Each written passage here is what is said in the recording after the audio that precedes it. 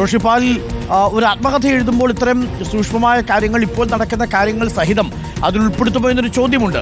എന്നാലും ഇ.പി. ജയരാജൻ നമ്മളോട് പറഞ്ഞിരിക്കുന്നത് പി സരിനെ കുറിച്ച് മറുകണ്ഠം ചാടലുകാരനാണ് എന്നൊരു സ്റ്റേറ്റ്മെന്റ് താൻ എഴുതിയിട്ടില്ല എന്നാണ് നമ്മളോട് പറയുന്നത്. എൻ സുരേഷ് ബാബുവും അതുതന്നെയാണ് വിശ്വസിക്കുന്നത്, അല്ലേ റോഷിപ്പാൽ?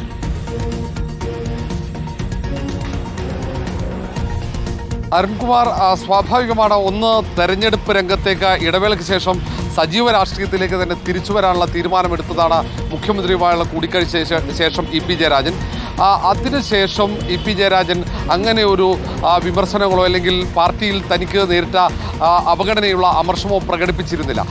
തെരഞ്ഞെടുപ്പ് ദിവസം 2 മണ്ഡലങ്ങളിൽ തെരഞ്ഞെടുപ്പ് നടക്കുമ്പോൾ ആ ദിവസം തന്നെ ഈ ഇ.പി. ജയരാജൻ്റെ പുസ്തകം പൂർണ്ണമായും അതിൻ്റെ DTP ചെയ്ത ഭാഗങ്ങൾ പുറത്തു വരുമ്പോൾ, സോഫ്റ്റ് കോപ്പി പുറത്തു വരുമ്പോൾ അതിലേറ്റവും ചർച്ചയാകുന്ന ഭാഗവും പാലക്കാട്ടെ സ്ഥാനാർത്ഥിത്വവുമായി ബന്ധപ്പെട്ട് തന്നെയാണ്. പി സരിൻ എന്ന സ്ഥാനാർത്ഥിയെക്കുറിച്ചുള്ള വിമർശനങ്ങൾ അത് പാലക്കാട്ട് ചർച്ചയായി കഴിഞ്ഞാൽ ഉണ്ടാകുന്ന തിരിച്ചടിയെക്കുറിച്ച് കൃത്യമായ ബോധ്യം CPM നേതൃത്വത്തിനുണ്ട്. ആ ഒരു സാഹചര്യത്തിലാണ് തുടക്കത്തിൽ തന്നെ CPM പാലക്കാട് ജില്ലാ സെക്രട്ടറി സുരേഷ് ബാബു അത് തള്ളുന്നത്. കാരണം ഇ.പി. ജയരാജൻ തന്നെ ആ പുറത്തു വന്ന ഭാഗങ്ങളെക്കുറിച്ച് കൃത്യമായി വിശദീകരിച്ചു കഴിഞ്ഞു.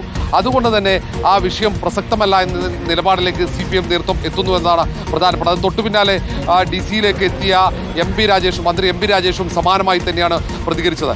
ഏറ്റവും മികച്ച സ്ഥാനാർത്ഥിയാണ് ഡോക്ടർ പി സരിൻ. പുസ്തകത്തെക്കുറിച്ച് കൃത്യമായി ഇ.പി. ജയരാജൻ പറഞ്ഞു കഴിഞ്ഞു എന്ന 2 വാചകങ്ങളിൽ മന്ത്രി എം പി രാജേഷിന്റെ പ്രതികരണം അവസാനിപ്പിച്ചു.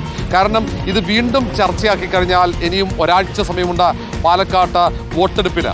അത് വലിയ രീതിയിൽ തിരിച്ചടിയാകുമെന്ന ഉത്തമ ബോധ്യം CPM നേതൃത്വത്തിനുണ്ട്. കാരണം പാർട്ടിയെ പൂർണ്ണമായും പ്രതിരോധത്തിലാക്കിയാണ് ഇന്നത്തെ 2 മണ്ഡലത്തിലെ തെരഞ്ഞെടുപ്പ് ദിവസം തന്നെ ഇ.പി. ജയരാജൻ്റെ ഈ പുസ്തകം വരുന്നത്. ഇത് പി സരിനെതിരെയുള്ള വിമർശനം മാത്രമല്ല, അതിനൊപ്പം തന്നെ സർക്കാരിനെതിരെയുള്ള വിമർശനമുണ്ട്.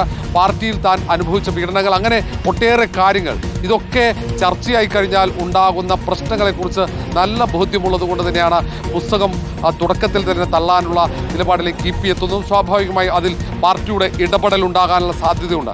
ഇത് എവിടെ നിന്ന് ചോർന്നു എന്ന പരിശോധനയിലേക്ക് സ്വാഭാവികമായും ഇനി പാർട്ടി കടക്കേണ്ടി വരും. ഇത് ആരാണ് പുറത്തുവിട്ടത്? DC ബുക്സ് എന്ന ആ സ്ഥാപനം സ്വാഭാവികമായും മാർക്കറ്റിങ്ങിൻ്റെ ഭാഗമായി പല പുസ്തകങ്ങളും പുറത്തിറങ്ങുമ്പോൾ അതിൻ്റെ ചില ഭാഗങ്ങൾ പുറത്തുവിടാറുണ്ട്. പക്ഷേ ഇത് പുസ്തകത്തിൻ്റെ പൂർണ്ണ ഭാഗമാണ്, അതിൻ്റെ സോഫ്റ്റ് കോപ്പിയാണ് പുറത്തു വന്നത്. അതുകൊണ്ട് തന്നെ DC ബുക്സ് പറയുന്നത് ഒരുപക്ഷെ അത്തരത്തിൽ വിശ്വസിക്കേണ്ടി വരും. അവർ പുറത്തുവിട്ടാൽ പിന്നെ അവർക്ക് ഇതിൽ എന്ത് നേട്ടമാണ് ഉണ്ടാകാൻ പോകുന്നത്? പ്രധാനപ്പെട്ട പേജുകൾ മാത്രമാണ്. നേരത്തെയുള്ള പല പ്രധാനപ്പെട്ട വലിയ വിവാദങ്ങൾക്ക് വഴിവെച്ച പുസ്തകങ്ങൾ അത് അവർ പ്രസിദ്ധീകരിക്കുന്നതിൻ്റെ തൊട്ടുമുമ്പ്, പ്രകാശനത്തിന് തൊട്ടുമുമ്പ് അതിലെ ചില ഭാഗങ്ങൾ, ചില പേജുകൾ മാത്രമാണ് അവർ മാർക്കറ്റിങ്ങിൻ്റെ ഭാഗമായി പുറത്തുവിട്ടിരുന്നത്. പക്ഷേ അതിന് അപ്പുറത്തേക്ക് ടൈംസ് ഓഫ് ഇന്ത്യ ഇതിലെ പ്രധാനപ്പെട്ട ഭാഗങ്ങളൊക്കെ പ്രസിദ്ധീകരിക്കുന്നു, അതിൻ്റെ പുറംചട്ട പ്രസിദ്ധീകരിക്കുന്നു. തൊട്ടു പിന്നാലെ മാധ്യമങ്ങൾക്ക് അത് പൂർണ്ണമായ പുസ്തകത്തിൻ്റെ സോഫ്റ്റ് കോപ്പി ലഭ്യമാകുന്നു. അതുകൊണ്ട് തന്നെ ഇതിൽ DC ബുക്സിൻ്റെ ഭാഗത്തിൽ അതിൽ ഒരു സംശയമുണ്ട്. അത് DC ബുക്സ് അല്ല, ഇനി ഇ.പി. ജയരാജനുമായി ബന്ധപ്പെട്ട മറ്റാരെങ്കിലുമാണോ പുറത്തുവിട്ടത് എന്ന സംശയം ഉൾപ്പെടെ നിലനിൽക്കുന്നുണ്ട്. അതുകൊണ്ട് പാർട്ടി ഇക്കാര്യത്തിൽ ഒരു വളരെ വിശദമായ പരിശോധനയ്ക്ക് തയ്യാറാകാൻ സാധ്യതയുണ്ട്. കാരണം 2ാമത്തെ തെരഞ്ഞെടുപ്പിലാണ് പാർട്ടിയെ പ്രതിരോധത്തിലാക്കിക്കൊണ്ട് ഇ.പി. ജയരാജൻ്റെ ഭാഗത്ത് നിന്ന് അറിഞ്ഞോ അറിയാതെയുള്ള പ്രതികരണങ്ങൾ വരുന്നത്. ആദ്യത്തെ പ്രതികരണം കഴിഞ്ഞ ലോക്സഭാ തെരഞ്ഞെടുപ്പ് ഘട്ടത്തിൽ വന്നു. ഇതിപ്പോൾ 2 മണ്ഡലങ്ങളിൽ ഉപതെരഞ്ഞെടുപ്പ് നടക്കുമ്പോൾ അവിടെയും പാർട്ടിയെ പൂർണ്ണമായും പ്രതിരോധത്തിലാക്കുകയാണ് ഇ.പി. ജയരാജൻ എന്ന CPM-ലെ സംസ്ഥാനത്തെ ഏറ്റവും മുതിർന്ന നേതാവ്. ഇതിലേറ്റവും പ്രധാനപ്പെട്ട ഒരു കാര്യം, ഒരുപക്ഷെ പുസ്തകം പാർട്ടിയിലെ പ്രധാനപ്പെട്ട ചില നേതാക്കൾ പറയുന്നത് പുസ്തകം നേരത്തെ തയ്യാറാക്കിയതാകാം. നേരത്തെ ഇ.പി. ജയരാജന് അമർഷമുണ്ടായിരുന്നു, ആ ഘട്ടത്തിൽ തയ്യാറാക്കിയ പുസ്തകമാകാം. പിന്നീട് എല്ലാ പ്രശ്നങ്ങളും പരിഹരിക്കപ്പെട്ട ഇ.പി. പാർട്ടിയിൽ വീണ്ടും സജീവമാകാൻ, ഇടവേളയ്ക്ക് ശേഷം സജീവമാകാൻ തീരുമാനിച്ചു.